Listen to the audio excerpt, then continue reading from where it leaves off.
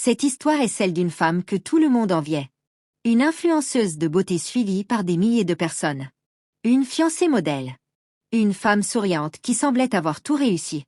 Mais derrière les filtres, derrière les photos parfaites et les stories pleines de lumière, il y avait des secrets. Des secrets tellement lourds que leur révélation allait détruire sa vie en une seule soirée. Et la personne qui a appuyé sur le bouton pour tout faire exploser, ce n'était pas une ennemie. Ce n'était pas une rivale inconnue. C'était sa meilleure amie. Celle qui connaissait chaque blessure, chaque cicatrice, chaque moment de faiblesse. Cette histoire parle de trahison, de jalousie, de mensonge et de vengeance.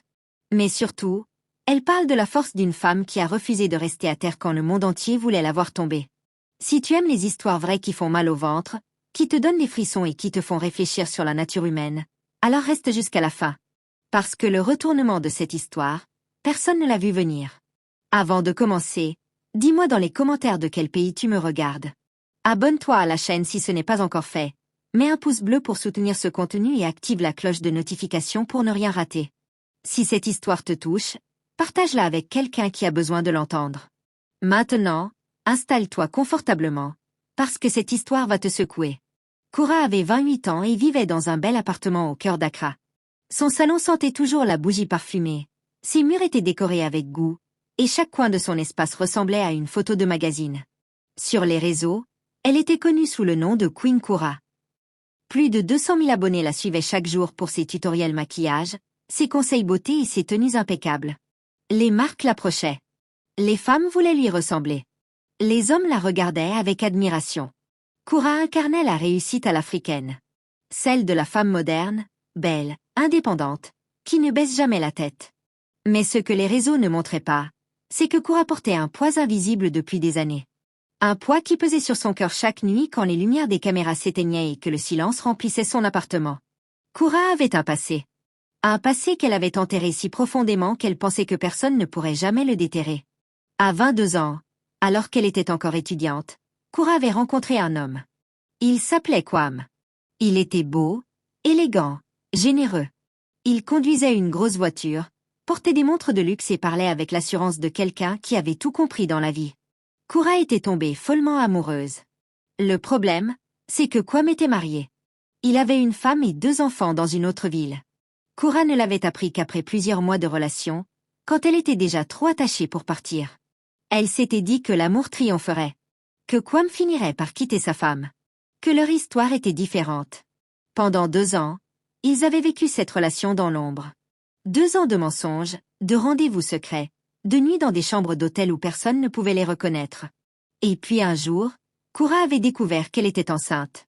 La panique l'avait envahie comme une vague glacée. Elle venait d'une famille très religieuse. Son père était imam. Sa mère priait 5 fois par jour et portait le voile depuis toujours. Dans sa famille, une grossesse hors mariage, surtout avec un homme marié, c'était la pire des hontes. Koura avait passé 3 nuits sans dormir. Elle avait pleuré jusqu'à ne plus avoir de larmes. Et finalement, seule, terrifiée, elle avait pris la décision de ne pas garder cet enfant. Elle n'en avait jamais parlé à personne. Pas à sa mère. Pas à ses sœurs. Pas même à Kwame qui avait simplement disparu quelques semaines plus tard sans donner de nouvelles. Cette douleur, Koura l'avait transformée en énergie. Elle avait décidé de se reconstruire. Elle avait lancé sa page beauté sur les réseaux sociaux, elle avait travaillé jour et nuit, elle avait appris le maquillage professionnel, la création de contenu, le montage vidéo. Petit à petit, sa communauté avait grandi. Et Koura avait fini par croire que son passé était mort. Que personne ne saurait jamais. Qu'elle pouvait enfin vivre en paix. C'est à ce moment-là que Seydou était entré dans sa vie. Seydou était un homme d'affaires prospère. Il avait 35 ans, une carrière brillante dans l'import-export, un sourire charmeur et une réputation impeccable dans les cercles de la haute société d'Accra. Quand il avait vu Koura pour la première fois lors d'un événement mondain, il avait été fasciné. Il lui avait envoyé un message le soir même. Puis un deuxième. Puis un troisième. Koura avait résisté au début, mais Seydou savait comment parler aux femmes. Il était patient, attentionné, et il disait toujours les mots qu'il fallait au moment où il fallait. Leur relation avait commencé doucement, puis était devenue sérieuse. 6 mois plus tard, Seydou avait demandé Koura en mariage devant toute sa famille. La scène avait été filmée et partagée sur les réseaux. Plus d'1 million de vues en 2 jours. Tout le monde parlait de ce couple parfait. Mais dans cette histoire, il y a un troisième personnage. Et ce personnage est celui qui va tout faire basculer. Son nom est Mariama. Mariama et Koura se connaissaient depuis l'enfance. Elles avaient grandi dans le même quartier, fréquenté la même école, partagé les mêmes rêves. Mariama était cette amie qui était toujours là. Aux anniversaires, aux moments difficiles, aux fêtes de famille. Elle souriait tout le temps, serrait Koura dans ses bras, lui disait qu'elle était fière d'elle. Mais derrière ce sourire, Mariama cachait quelque chose de sombre. Quelque chose qui grandissait en elle depuis des années comme une plante toxique. La jalousie. Mariama n'avait jamais eu la vie de Koura. Elle n'avait pas sa beauté naturelle, ni son charisme devant la caméra, ni sa capacité à attirer les regards partout où elle allait. Mariama avait ouvert un petit salon de coiffure dans un quartier populaire. Elle travaillait dur, mais les clientes ne venaient pas en masse. Elle regardait Koura poster des photos avec des sacs de marque, des robes de créateurs, des voyages dans des hôtels 5 étoiles, et chaque publication était comme un coup de poignard dans le ventre de Mariama. Elle se demandait pourquoi la vie avait été si généreuse avec Koura et si cruelle avec elle. Pourquoi c'était toujours Koura qui brillait et elle qui restait dans l'ombre. Ce que Mariama ne savait pas à l'époque, c'est que la vie de Koura n'était pas aussi parfaite qu'elle le pensait. Les sacs de marque que Koura montrait sur les réseaux étaient pour la plupart des imitations achetées dans des marchés. Son bel appartement au cœur de la ville était financé par des crédits qu'elle peinait à rembourser. Koura vivait au-dessus de ses moyens. Elle jouait un rôle. Celui de la femme qui a tout. Parce que sur les réseaux sociaux, l'image est tout. Et si l'image craque, tout s'effondre. Quand Seydou avait demandé Koura en mariage, Mariama avait senti quelque chose se briser définitivement en elle. Ce soir-là, en rentrant chez elle, elle avait pleuré de rage. Pas de tristesse. De rage. Parce que Koura allait épouser un homme riche, beau et respecté. Parce que Koura allait avoir la vie dont Mariama avait toujours rêvé. Et Mariama s'était dit que c'était injuste. Que Koura ne méritait pas tout ça. Pas avec son passé. Pas avec ses mensonges. Ce que personne ne savait, c'est que Mariama avait commencé à voir Seydou en secret. Cela avait commencé de manière innocente. Seydou l'avait contacté pour lui demander conseil sur un cadeau d'anniversaire pour Koura. Mariama lui avait répondu. Puis ils avaient continué à s'écrire. Puis Seydou avait commencé à lui envoyer des messages plus personnels. Des compliments. Des allusions. Et Mariama, rongée par la jalousie et affamée d'attention, n'avait pas repoussé ses avances. Seydou était un homme lâche. Un homme qui jouait avec les sentiments des femmes comme d'autres jouent aux cartes. Il aimait le frisson de la double vie. Il aimait se sentir désiré par deux femmes à la fois. Avec Koura, il jouait le fiancé parfait. Avec Mariama, il jouait l'homme incompris qui cherchait de la tendresse ailleurs. Il les manipulait toutes les deux. Et aucune des deux ne voyait la vérité. Les rencontres entre Seydou et Mariama étaient devenues régulières. Des chambres d'hôtel payées en liquide. Des virements discrets sur le compte de Mariama. Des messages supprimés aussitôt après lecture. Mariama savait que ce qu'elle faisait était mal. Mais la jalousie avait pris le contrôle. Elle ne voyait plus Koura comme une amie. Elle la voyait comme une rivale. Et dans sa tête tordue, elle se disait que si elle ne pouvait pas avoir la vie de Koura, alors elle allait la détruire. C'est ainsi que Mariama avait mis au point son plan. Un plan froid, calculé, méthodique. Elle avait passé des semaines à rassembler des informations sur Koura. Elle avait fouillé dans les vieux messages, récupéré des captures d'écran, contacté d'anciennes connaissances. Elle avait même réussi à obtenir des documents médicaux en se faisant passer pour Koura au téléphone. Mariama connaissait tous les secrets de Koura parce que Koura lui avait tout confié au fil des années. L'avortement, l'homme marié, les dettes, et même cette infection intime que Koura traitait discrètement chez un médecin et qu'elle n'avait pas encore révélée à Seydou parce qu'elle avait honte et qu'elle voulait d'abord guérir. 10 jours avant le mariage, tout était prêt. La salle était réservée. Les invitations étaient envoyées. La robe de Koura attendait chez la couturière, blanche comme la neige, brodée de perles dorées. Koura était heureuse. Pour la première fois depuis longtemps, elle se sentait en paix. Elle avait l'impression que la vie lui offrait enfin une seconde chance. Que tout allait bien se passer. Ce soir-là, Mariama a créé un faux compte sur les réseaux sociaux. Le nom du compte était La Vérité d'Accra. Pas de photo de profil. Juste un cercle noir. Et puis, à 21h, en pleine heure de pointe sur les réseaux, Mariama a lancé un direct vidéo. Elle avait déguisé sa voix avec une application. Elle se présentait comme une amie anonyme qui en a assez des mensonges. Et elle a commencé à parler. Ce soir, Je vais vous raconter la vérité sur celle que vous appelez Queen Kura. Celle que vous admirez. Celle que vous prenez en exemple. Vous pensez la connaître, mais vous ne savez rien. En quelques minutes, le nombre de spectateurs avait explosé. 5 000, 10 000, 20 000. Les gens partageaient le lien partout. Sur les groupes de discussion, sur les pages de potins, sur les forums. Tout le monde voulait savoir. Et Mariama avait tout déballé. Elle avait d'abord parlé de l'avortement. Elle avait montré des captures d'écran de vieilles conversations où Kura lui confiait sa détresse. Les mots de Kura apparaissaient à l'écran, intimes, douloureux, écrits dans un moment de vulnérabilité absolue. Les commentaires avaient commencé à pleuvoir. Des insultes, des moqueries, des versets religieux lancés comme des pierres. Puis Mariama avait enchaîné avec l'histoire de l'homme marié. Les photos de Kura avec Kwame. Les messages d'amour. Les preuves de cette relation cachée pendant 2 ans. Le direct continuait et le nombre de spectateurs ne cessait de grimper. 40 000. 50 000. 60 000. Mariama prenait son temps. Elle savourait chaque seconde. Elle parlait d'une voix calme, presque douce, comme si elle rendait un service au public. Comme si elle était la justicière d'une cause noble. Ensuite, elle avait attaqué sur les finances. Elle avait montré des preuves de crédits impayés. Des factures en retard. Des photos de sacs que Kura présentait comme des originaux, comparés avec les mêmes modèles sur des sites de contrefaçon. Les commentaires étaient devenus cruels. Les gens riaient. Ils se moquaient. Ils partageaient des captures d'écran en ajoutant des commentaires humiliants. Et pour finir, Mariama avait lâché la dernière bombe. L'infection intime de Kura. Elle avait parlé de la maladie, des rendez-vous médicaux cachés, du fait que Kura n'en avait jamais parlé à Seydou. À ce moment-là, 80 000 personnes regardaient en direct. Et parmi ces 80 000 personnes, il y avait la mère de Seydou. Son père. Ses frères. Toute sa famille.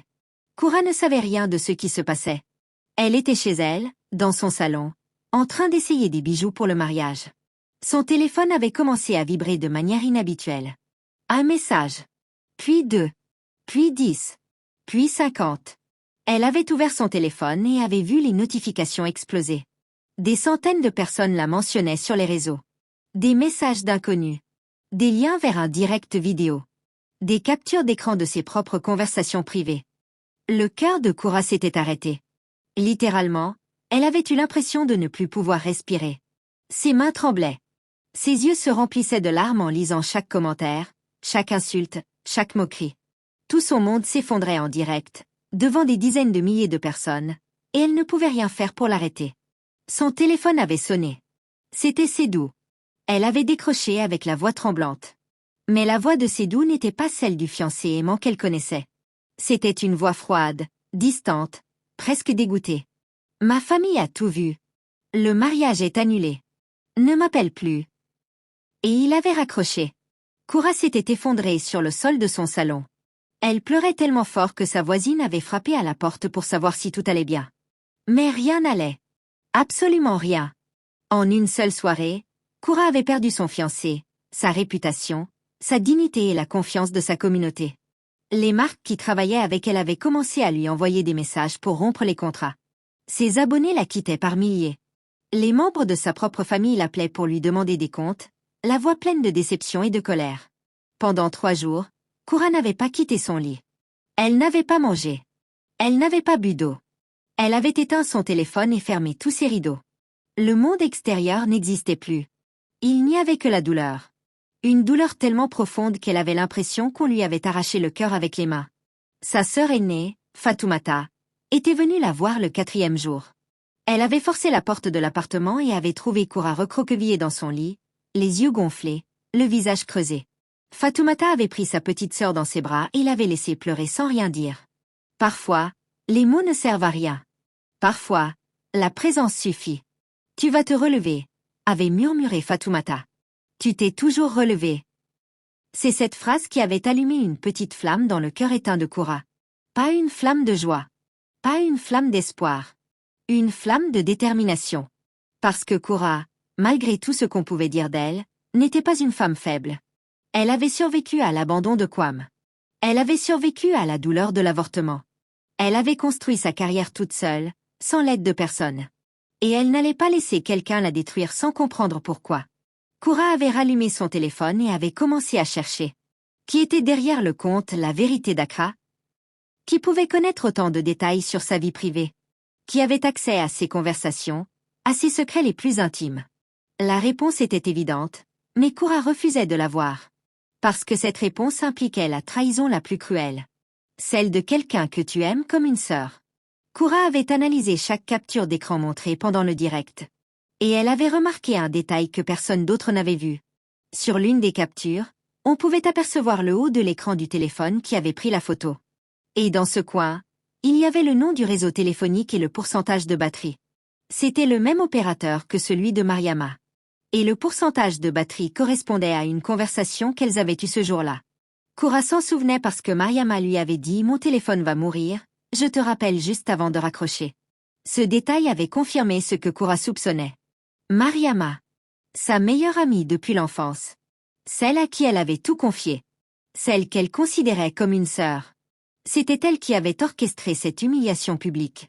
La colère avait remplacé la tristesse. Une colère froide, lucide, maîtrisée. Koura ne voulait pas exploser. Elle ne voulait pas crier. Elle voulait comprendre. Et surtout, elle voulait savoir s'il y avait autre chose derrière cette trahison.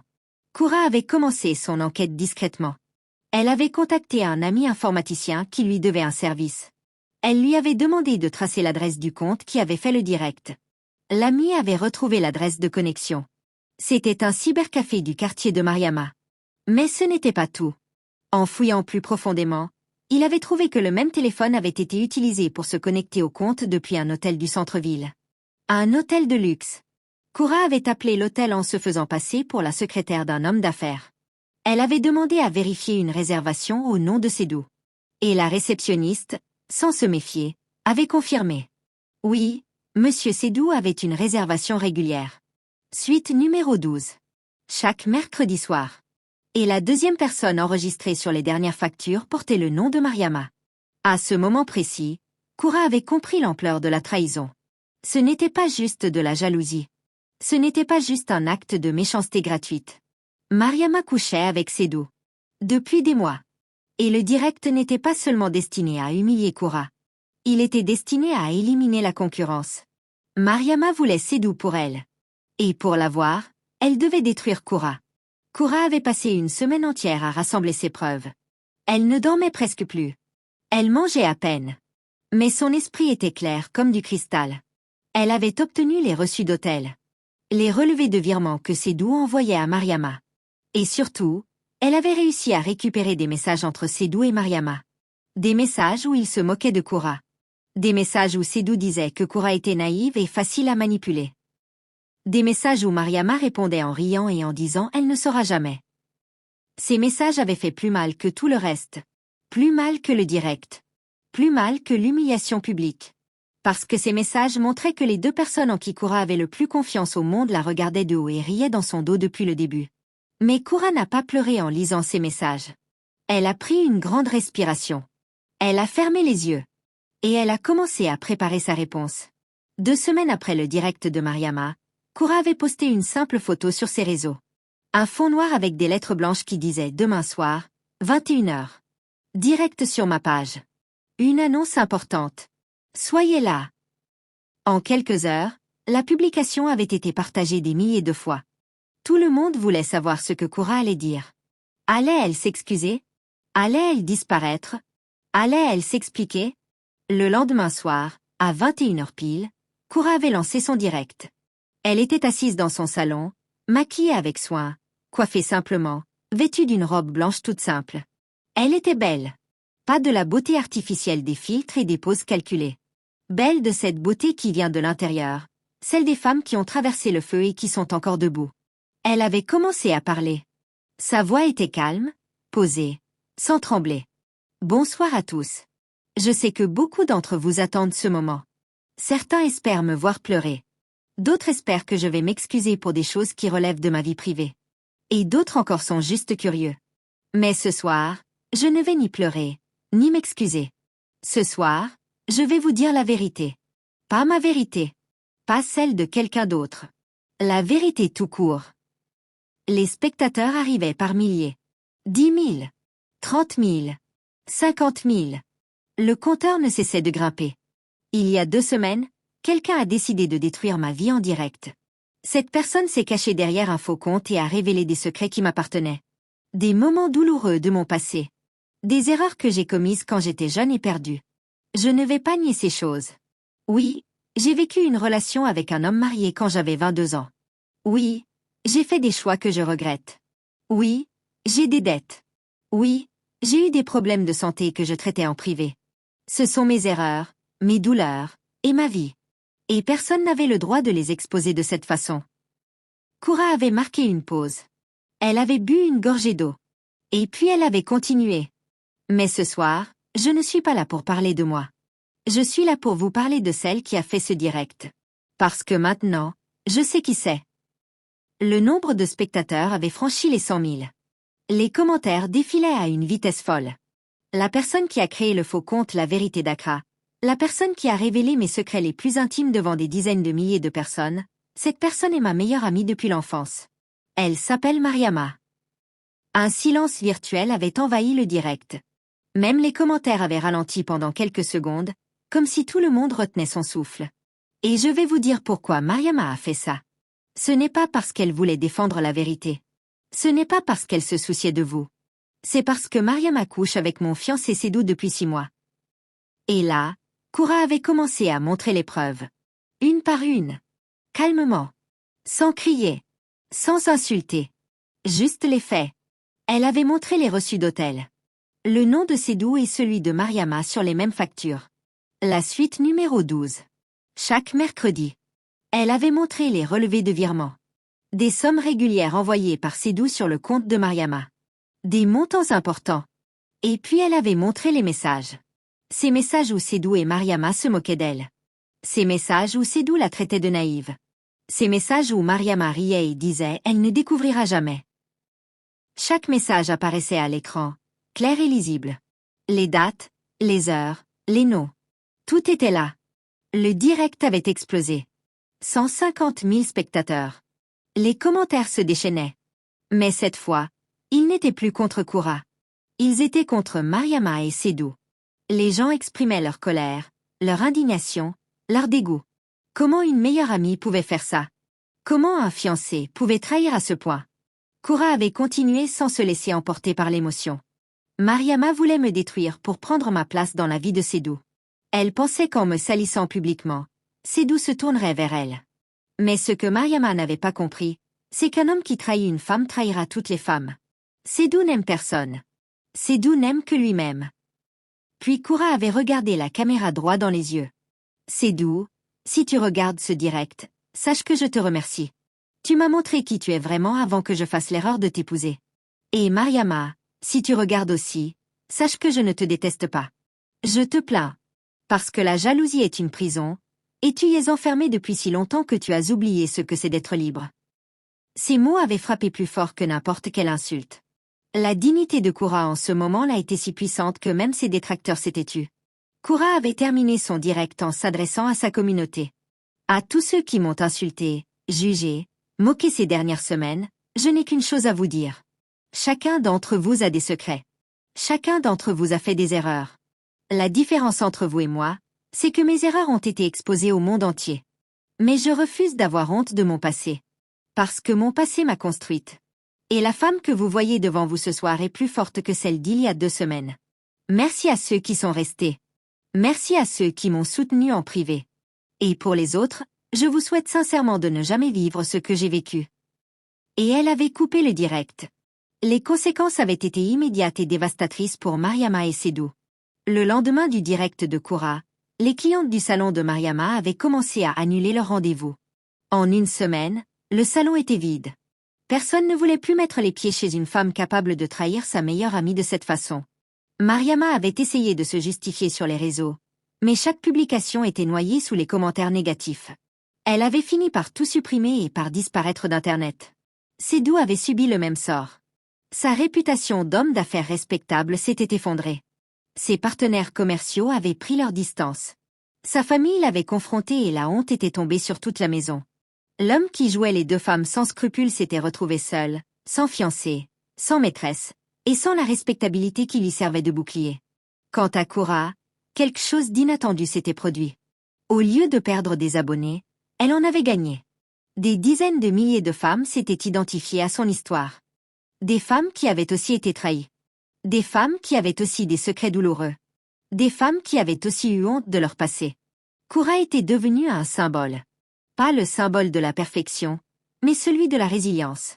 Le symbole de la femme qui tombe, qui touche le fond, et qui trouve la force de se relever. Dans les semaines qui avaient suivi, Koura avait pris une décision importante. Elle avait arrêté de mentir. Elle avait vendu les sacs contrefaits. Elle avait négocié ses dettes avec un plan de remboursement réaliste. Elle avait quitté son appartement trop cher pour un logement plus modeste mais à sa portée. Et sur ses réseaux, elle avait commencé à partager sa vraie vie. Sans filtre. Sans mensonge. Avec ses hauts et ses bas, ses doutes et ses victoires. Et les gens avaient adoré. Parce que dans un monde saturé de fausses apparences, la vérité est devenue la chose la plus rare et la plus précieuse. Les marques étaient revenues. Pas les mêmes qu'avant. De nouvelles marques, plus authentiques, qui voulaient travailler avec une femme vraie. Koura n'avait plus jamais reparlé à Mariama. Et elle n'avait plus jamais reparlé à Seydou. Non pas par rancune, mais parce que certaines personnes n'ont plus leur place dans ta vie quand elles t'ont montré leur vrai visage. 6 mois plus tard, Koura avait reçu un message de Mariama. Un long message d'excuses. Mariama disait qu'elle était désolée.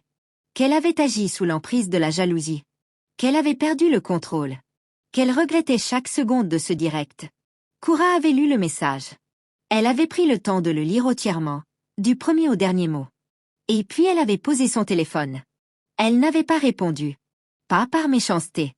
Mais parce que certaines trahisons sont trop profondes pour être réparées par des mots. Le pardon viendrait peut-être un jour. Mais ce jour-là, Koura avait choisi de se pardonner elle-même d'abord. De se pardonner ses erreurs passées, ses mensonges, ses faiblesses. Parce que le pardon que tu te donnes à toi-même est toujours le plus important. Aujourd'hui, Koura continue de publier sur ses réseaux.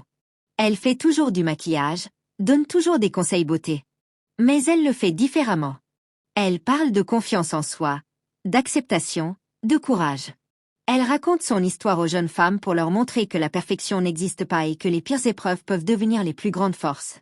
Et quand quelqu'un lui demande si elle regrette ce qui s'est passé, Koura sourit et répond toujours la même chose. Je ne regrette rien. Parce que sans cette épreuve, je ne serais pas la femme que je suis aujourd'hui. Voilà, c'est la fin de cette histoire. Et franchement, en la racontant, il y a des moments où moi-même j'ai eu des frissons. Cette histoire nous enseigne tellement de choses. Premièrement, elle nous rappelle que la personne qui te connaît le mieux est aussi celle qui peut te faire le plus de mal. Mariama connaissait chaque secret de Koura parce que Koura lui faisait confiance. Et Mariama a utilisé cette confiance comme une arme. Cela ne veut pas dire qu'il ne faut faire confiance à personne. Cela veut dire qu'il faut être attentif aux signes. Une vraie amie ne se réjouit pas en silence quand tu souffres. Une vraie amie n'est pas rongée de jalousie chaque fois que tu avances. Apprenez à observer ceux qui vous entourent. Pas ce qu'ils disent, mais ce qu'ils font quand ils pensent que personne ne regarde. Deuxièmement, cette histoire nous montre que les réseaux sociaux sont une lame à double tranchant. Koura vivait pour son image en ligne, et c'est cette même image qu'il a détruite avant de la reconstruire. Les réseaux sociaux amplifient tout.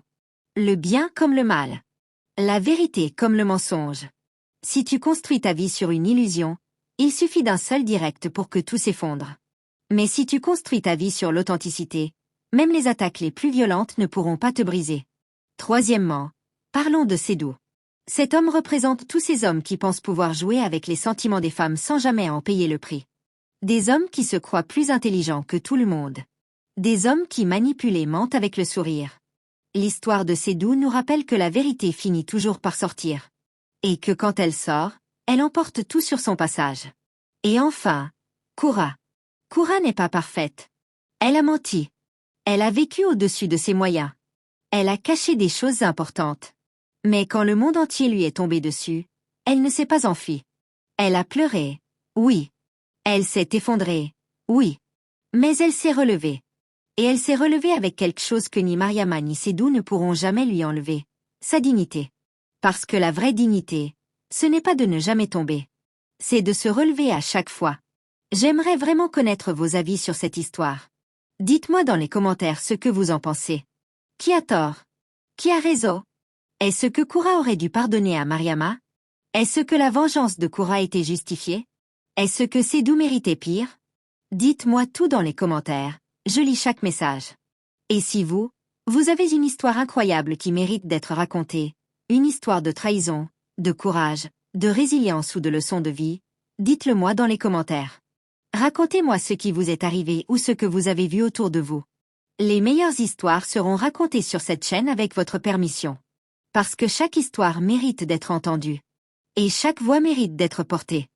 Merci d'avoir écouté jusqu'à la fin. Si cette histoire vous a touché, partagez-la avec quelqu'un qui a besoin de l'entendre.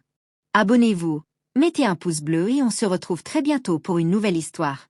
Prenez soin de vous.